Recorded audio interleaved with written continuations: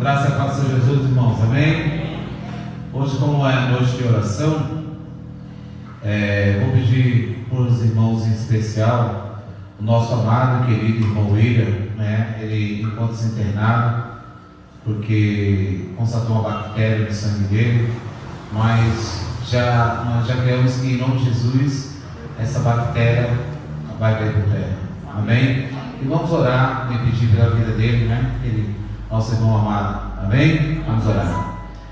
Deus Pai amado, obrigado, Senhor, por mais essa noite, Senhor, deu o privilégio de nós estarmos na tua casa, Senhor, te adorando, bendizendo o teu nome, Pai, e que nós possamos, meu Pai, também, Senhor, orar e pedir pelas pessoas, meu Pai, que não puderam estar aqui nessa noite, Pai, nessa noite de oração, nessa noite de adoração, e nós pedimos, Pai, em nome de Jesus, Senhor, visite cada um deles, e em especial o nosso irmão William, meu Pai, que está ali, o teu amado filho, nosso amado irmão, que se encontra, meu Pai, naquele hospital. Mas eu creio, Senhor, que os teus anjos estão acampados, Senhor, ao redor dele, para dar cura, meu Pai, assim como o Senhor tirou ali, meu Pai, que também tinha uma bactéria, mas o Senhor tirou aquela bactéria de mim, o Senhor vai tirar dele, em nome de Jesus, Pai. Em nome de Jesus, papai, porque o Senhor não dá um fardo que a gente não pode carregar, Senhor. Muitas das vezes eu sei que o Senhor nos testa a nossa fé, o inimigo ele vem, mas ele vem para cair, e cair por terra, meu Pai, em nome de Jesus, meu Pai.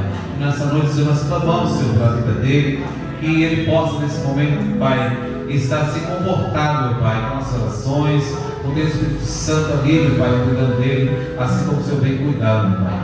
Outro Pai também cuida, Senhor, da família dele ali, da Rebeca, meu Pai, ó Deus, cuida da Paula, ali também, meu Pai, seu filhinho, Pai, cuida da sua família, meu Pai, fortaleça, meu Pai, fortaleça mesmo, meu Pai, eles, para que eles possam, meu Pai, vencer essa batalha, meu Pai, e nós vamos vencer em nome de Jesus junto, meu Pai, em teu nome, Senhor, nós oramos e te agradecemos essa noite, Senhor, amém, amém, Deus.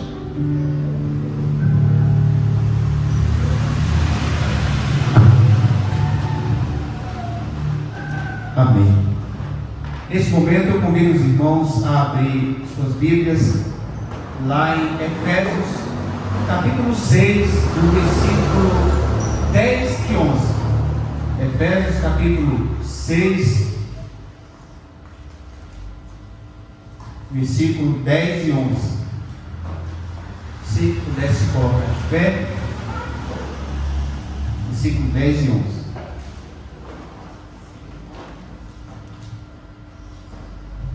Antes de fazermos a leitura, vamos fazer aqui uma oração e pedir para Deus dar-nos entendimento da sua palavra. Soberano Deus e eterno Pai, obrigado, Jesus, por esta noite que o Senhor nos concede, que pela terceira vez já te agradecemos. Obrigado, Jesus, porque temos o privilégio de cultuar o teu nome, meu Pai, que é santo, na tua casa, e maior privilégio esse de saber que o Senhor mora dentro de nós. Obrigado, Jesus, por esse tão grande momento. Muitas pessoas queriam estar aqui, não podem, nós temos o privilégio de estar aqui glorificando o teu nome.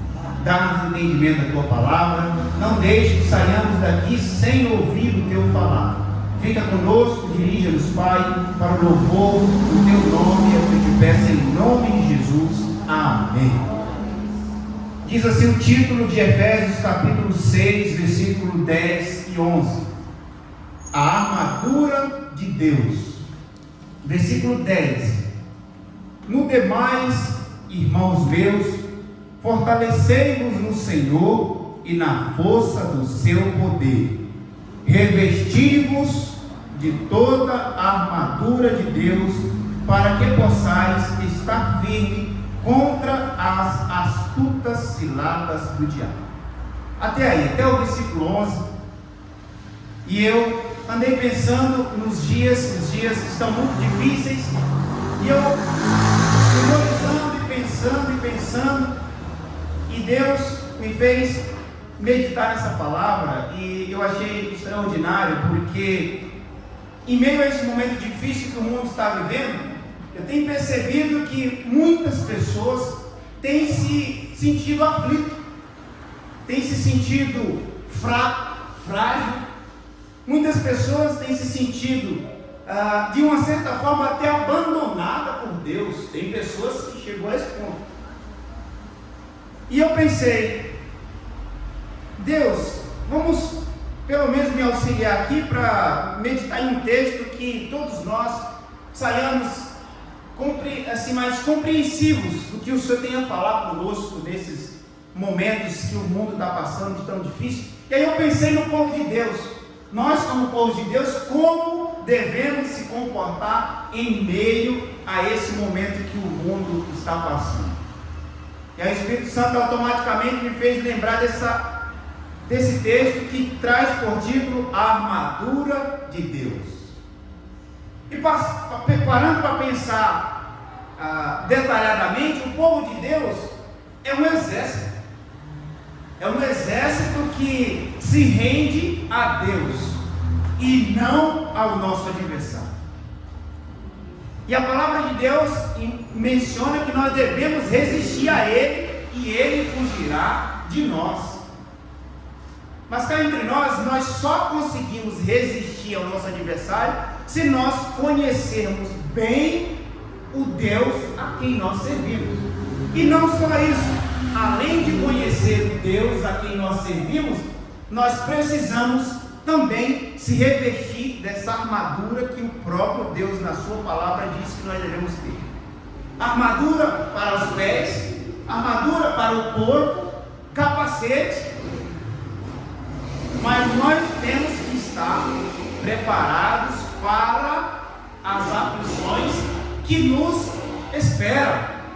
Não somos nós que esperamos as aflições, o mundo tereis aflições. As aflições já estão aí. Até porque se nós soubéssemos quando a aflição iria chegar, nós se prepararia, né? Seria fácil, mas não. Jesus diz: não tem de bom ânimo, eu venci e vocês vencerão também. Mas nós precisamos confiar no Senhor. O salmista, lá no Salmo 40, versículo 1, 2 e 3, ele vai dizer algo grandioso, uma lição extraordinária para nós.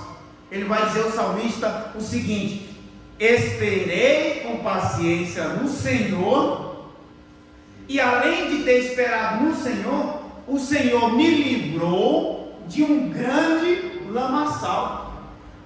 Ele me tirou de um poço. E além de o Senhor ter me tirado de um poço, Ele ainda colocou em minha boca um louvor para que eu pudesse o adorar. Quão grandioso é o nosso Deus? Talvez seja essa a pergunta dessa noite. Quão grandioso é o nosso Deus, que nos tira do problema, nos livra do problema, nos dá força para resistir o problema e ainda coloca um louvor na nossa boca para louvar em meio ao problema. Deus é maravilhoso. E já que eu estou falando de louvor, o louvor é importantíssimo. Lá em 2 Crônicas, capítulo 17, capítulo 20, 2 Crônicas, capítulo 20, a Bíblia vai dizer que o rei Josafá, antes de sair para a guerra, ele colocou à frente do exército os levitas para adorar o Senhor. E enquanto os levitas adoravam, o exército adversário se destruía. Isso é muito importante, irmãos. Por quê? Por que eu estou falando de louvor? Porque se nós estamos passando por dificuldades, louve ao Senhor. Agora, cá entre nós, irmãos, tem dificuldade maior do que você estar com um exército pequeno e um exército 3 vezes maior querendo te matar, que está vindo à sua direção? E o que o rei Josafá fez? Colocou os adoradores, a banda, o louvor, os levitas, na frente do pequeno exército dele, para louvar, enquanto louvava o exército grandioso que estava vindo se destruir. Mas por que você está mencionando isso, irmão Valdemir, exatamente agora? Exatamente para dizer, irmãos, que pouco importa se tudo está indo bem ou se tudo está indo mal. Louve ao Senhor. Já que estamos falando de louvar ao Senhor, o mesmo salmista diz: todo ser que tem fôlego, que respira, louve ao Senhor.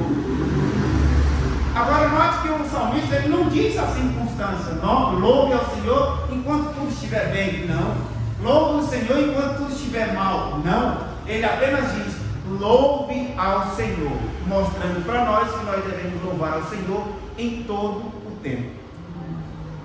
E se Deus fizer, Ele é Deus. E se não fizer, continua sendo Deus. O mandamento para nós é louvar ao Senhor. E nós cantamos um hino aqui, um louvor aqui: quando adora a Deus, os enfermos são curados. Quando adora a Deus, as cadeias são quebradas. Olha o poder da adoração. E às vezes passa despercebido e a gente nem sequer imaginamos o quão grande poder temos dentro de nós. Quão grande poder temos dentro de nós. E a mesma Bíblia, a palavra de Deus, vai dizer em um certo momento que a nossa boca, a nossa língua é como um leme que conduz todo o barco, todo o navio, toda a embarcação. A própria Bíblia diz que a nossa boca, ela tanto abençoa quanto amaldiçoa. Então, nós devemos tomar muito cuidado quando se diz respeito em adorar a Deus. E Deus é aquele que busca os verdadeiros adoradores, aqueles que adoram em espírito e em verdade. Você não sabe adorar, não sabe cantar, não tem problema. Peça a Deus que Ele vai te ensinar. Não é você que busca a Deus. Olha, quão bonito está o dia hoje, ensolarado. Eu vou buscar a Deus. Não, é Deus que busca você. E aí, o profeta Isaías vai dizer: buscai o Senhor enquanto se pode achar. Invoque Ele, adore Ele, leia a palavra dEle, enquanto Ele está perto. Mas, meus irmãos, eu não vim falar do louvor hoje. Eu não vim falar dos problemas do mundo hoje, também não. Eu não vou falar de mim hoje, nem vou falar dos irmãos. Mas, espera aí, de quem você vai falar então? Não vai falar do louvor, não vai falar dos problemas do mundo. De você, dos irmãos que aqui estão, dos que aqui não estão. De quem você vai falar? Eu vou falar tão somente de Jesus. Tão somente de Jesus. E por que eu vou falar de Jesus? Porque Jesus é tudo o que nós precisamos. Talvez você não entendeu, mas Jesus é tudo o que você precisa. O próprio Jesus disse: vinde a mim, todos que estáis cansados, oprimidos e sobrecarregados, e eu Jesus falando, eu vos aliviarei. Só que ele não diz de que ele vai nos aliviar. Logo, a gente entende que é de tudo. Qual é o seu problema? Jesus vai te aliviar. O seu fardo está pesado? Troca com ele, que o dele é leve. Mas ele disse que vai aliviar. Olha que interessante. E a gente tem essa presença de Jesus, a gente é templo do Espírito Santo, Ele mora dentro de nós. Nós podemos falar com Ele diariamente, todo momento. Às vezes você quer falar com uma pessoa da sociedade, você tem que marcar horário, saber se tem horário na agenda. Com Jesus não. Com Jesus não. E o próprio Jesus diz: orar sem cessar. Isso quer dizer que Jesus vai te ouvir, independente do momento, independente da hora, independente de que dia for, feriado, Ele vai te ouvir. Ele vai te ouvir. E o ouvido dele está sempre atento às orações que forem feitas nesse lugar. Que lugar? No templo de Deus. E quem é o templo de Deus? Eu e você. Ele vai ouvir. Mas eu quero também pensar em uma frase que diz, a primeira frase que eu quero pensar nessa noite é que Jesus, Ele tem o controle na palma da sua mão. Quando Jesus veio aqui, nesse mundo que a gente está hoje, tinha problemas tão quanto maior quanto os que estamos vivendo. E Jesus, com todo o seu poder, Ele demonstrou ter o controle de tudo. Ele demonstrou ter o controle de tudo. A morte para Ele tinha o controle. As doenças para Ele tinha o controle.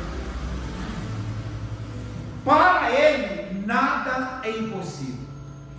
E aí, João capítulo 1 vai dizer que, no princípio, nada do que se fez sem antes operar a vontade dele, de Jesus. E tudo que se fez porque Ele permitiu. Ele estava no princípio. Ele estava com Deus e Ele era Deus. Jesus, Ele pode nos dar tudo que nós precisamos. Tudo que nós precisamos. E por que Ele dá tudo que nós precisamos? Porque Ele tem o controle de tudo. Ele tem o controle de tudo. A primeira frase, saia daqui pelo menos com essa frase: Jesus tem o controle de tudo. Segundo, Jesus não desiste de te amar. Jesus não desiste de amar eu e você. E por que não se lembrar aqui de Pedro? Pedro era aquele irmão, aquele cristão que tinha altos e baixos. Ora, negava Jesus fielmente, outra hora defendia Jesus fielmente. Então Pedro era aquele que tinha altos e baixos, mas mesmo assim Jesus continuou amando Pedro. Jesus continuou amando Pedro, mostrando para nós que Ele não desiste de nos amar. Pedro é aquela pessoa que, quando todo mundo dizia: olha, nós não sabemos para onde iremos, aí esse Pedro, que negava e aceitava, defendia e não defendia, disse: mas para onde iremos nós? Só o Senhor Jesus tem palavra de vida eterna. E para esse Pedro ele disse: eis a rocha, é a rocha, ele é a rocha. Por quê? Porque Jesus nunca desiste de nos amar. Segunda pergunta: como eu faço para ter esse Jesus? E não basta saber que Ele pode fazer tudo isso, que Ele tem um controle, que Ele está dentro de mim, mas como e o que eu tenho que fazer para ter esse Jesus?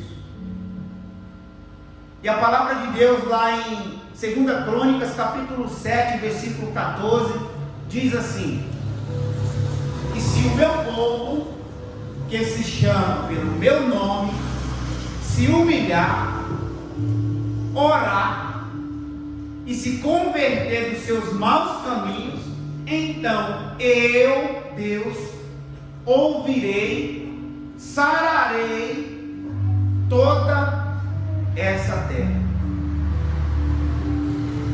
Qual é então, irmão,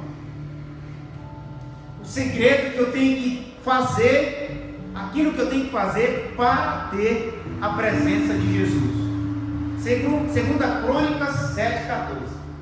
E se o meu povo, que se chama pelo meu nome, se humilhar e orar. Aqui nós temos uma dura lição.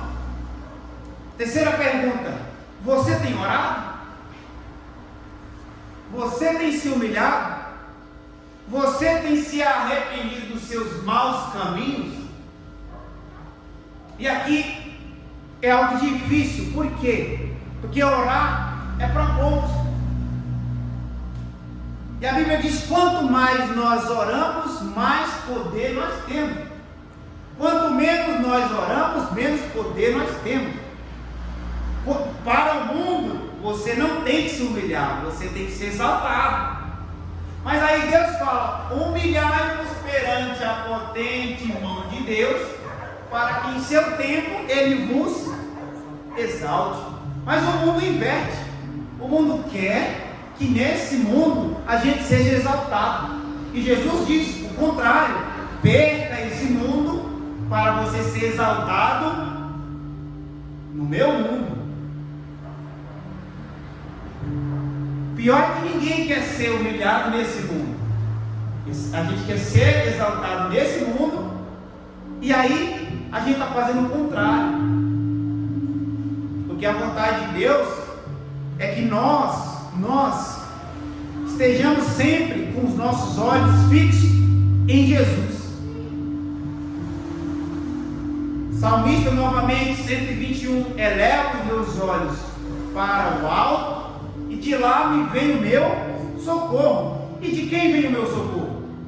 O meu socorro vem do Senhor, que fez os céus e a terra. Isso é maravilhoso, irmãos, porque eu estou falando que nós devemos orar, mas não necessariamente falando.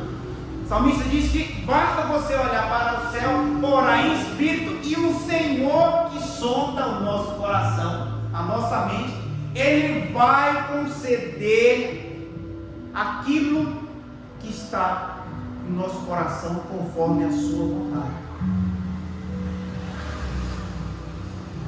E esse é um desafio muito grande. É um desafio muito grande, por quê? Porque nós temos 48 horas, né?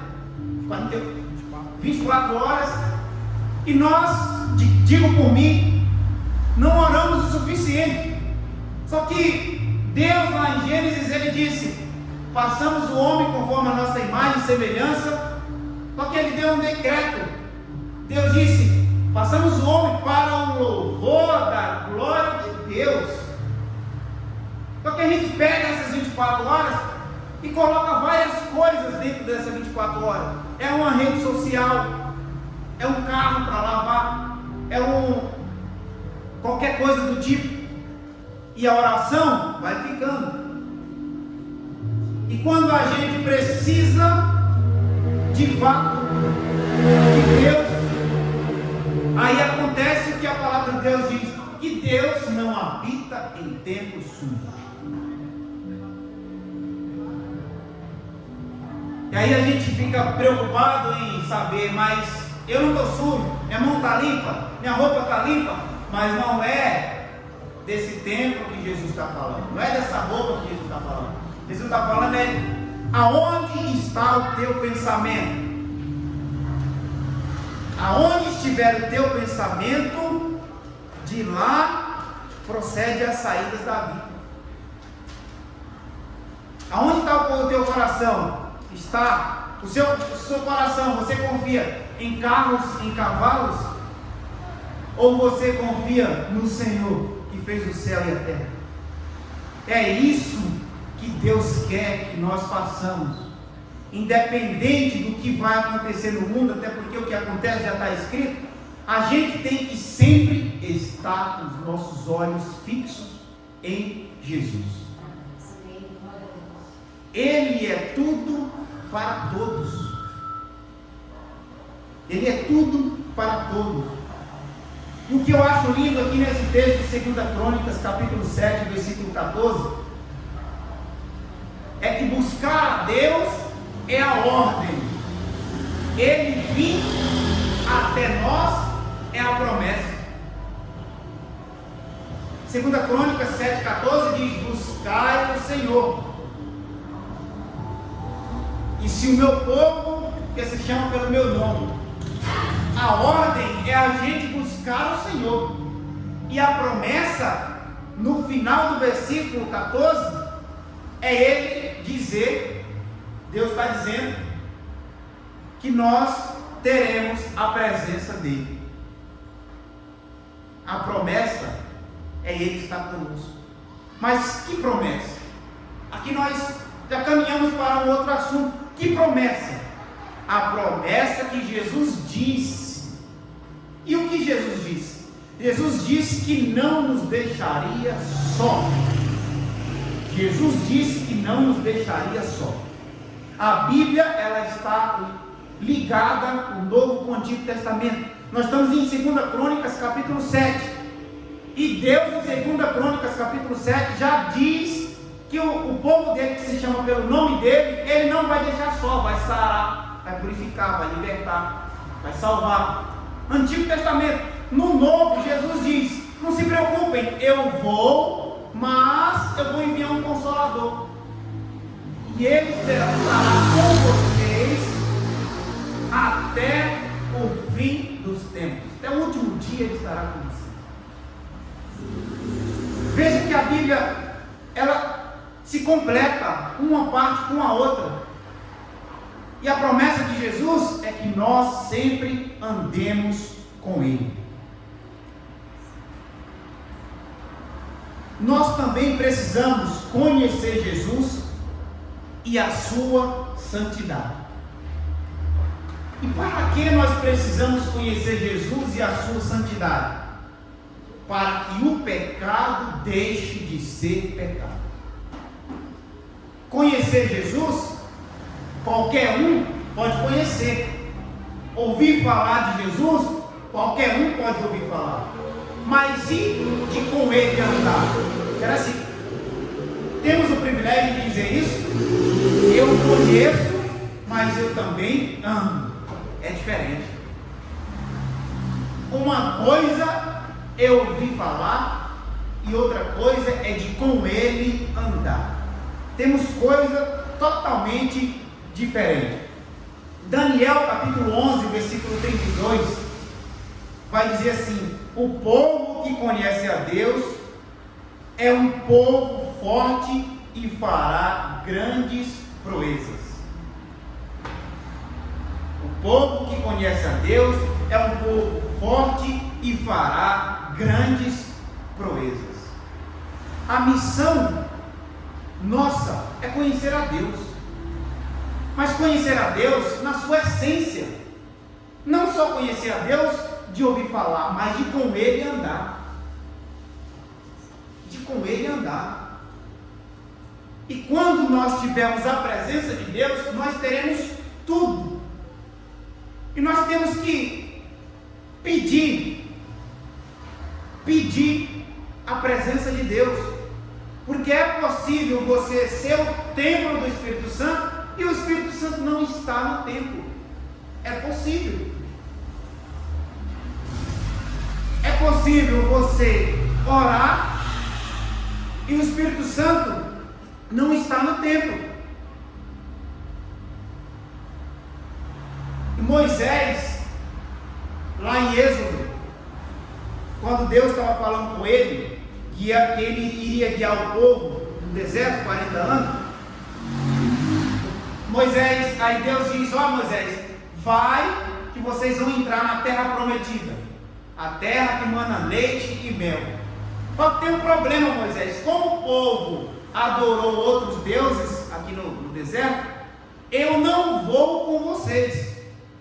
Eu vou mandar um anjo para que esse anjo entre com vocês na terra prometida.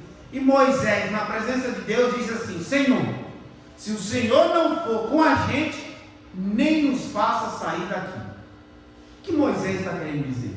Moisés está querendo dizer que nós, sem a presença de Deus, nós não somos nada. Nós, sem as bênçãos de Deus, nós não somos nada. Você pelo menos já parou para contar quantas vezes você respirou só hoje? Até esse momento, você consegue me dizer? Quantas vezes você piscou o seu olho só hoje? Você consegue me dizer? Isso não é um milagre, isso não é uma bênção, isso não é Deus agindo, intercedendo, sem que você esteja percebendo?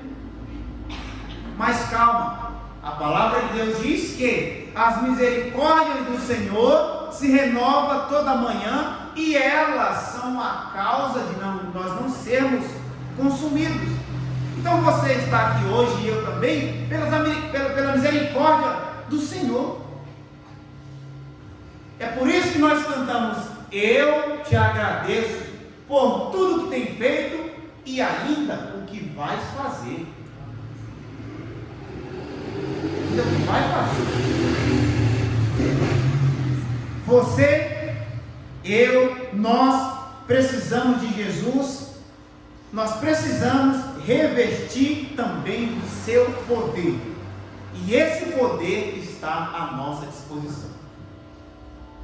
O poder que estava em Jesus também está à nossa disposição.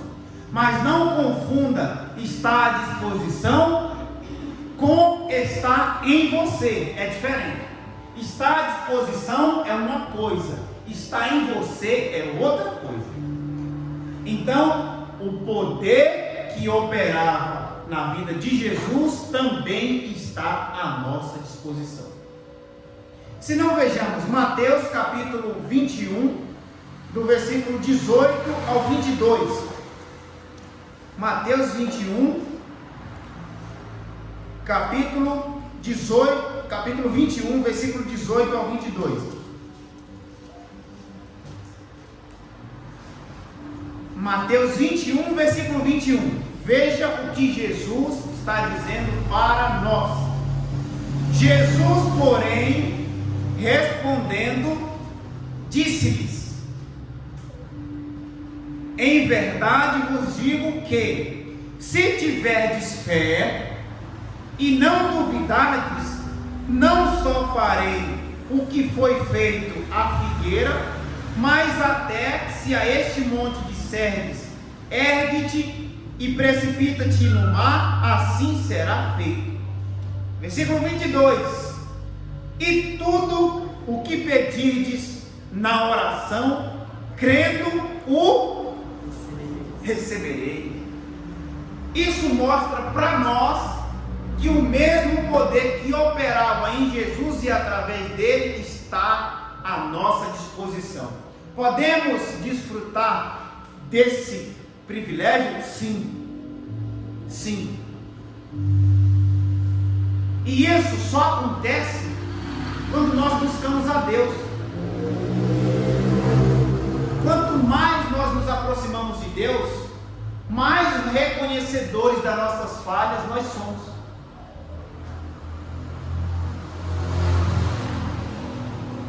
Não é mais pecador aquele que peca mais. Não é mais pecador e nem menos aquele que peca menos. Mas quem é considerado o maior pecador? É aquele que não reconhece os seus pecados. Pecado é pecado. Não existe pecado grande nem pequeno. Todos os pecados estão destituídos da glória de Deus. Não é mais pecador quem peca mais, e nem menos pecador quem peca menos. Mas o povo de Deus reconhece os seus pecados na medida em que ele vai andando, ela vai andando com Deus. Fala: ó Jesus, obrigado, porque se não fosse o Senhor, eu não teria suportado a opressão desse pecado. Mas Jesus, que veio, conforme João Batista falou, para perdoar pecados, quando nós entregamos a Ele em oração, o que Ele faz? Ele nos purifica, Ele nos limpa, Ele nos torna alvo, e alvo mais do que a neve. E o que Jesus exige de nós tem um preço. Jesus exige tão somente que nós reconheçamos Ele como nosso único Senhor e Salvador. E isso é muito difícil, irmão. É muito difícil porque tem pessoas por aí que não se curvam diante de Jesus. Infelizmente, tem pessoas por aí que não se curvam diante de Jesus. E é por isso que Apocalipse vai dizer que quando Ele voltar, todo joelho vai se dobrar. por que a Bíblia faz questão de dizer todo joelho? Porque tem pessoas que morrem sem reconhecer que Jesus é Deus, sem reconhecer que Jesus pode salvar, sem reconhecer que Jesus pode perdoar pecado.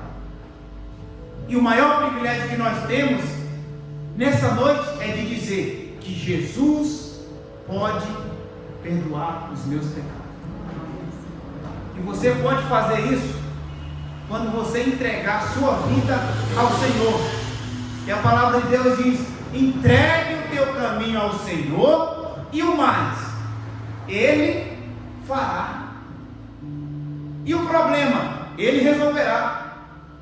E as aflições Ele te livrará. Se preciso for, Ele vai abrir o mar. Se preciso for, Ele vai fazer o sol parar. Se preciso for, Ele vai acalmar a tempestade. Se preciso for, Ele vai entrar no barco. Se preciso for, Ele vai fazer o impossível, porque tudo para Deus é possível. Basta crer.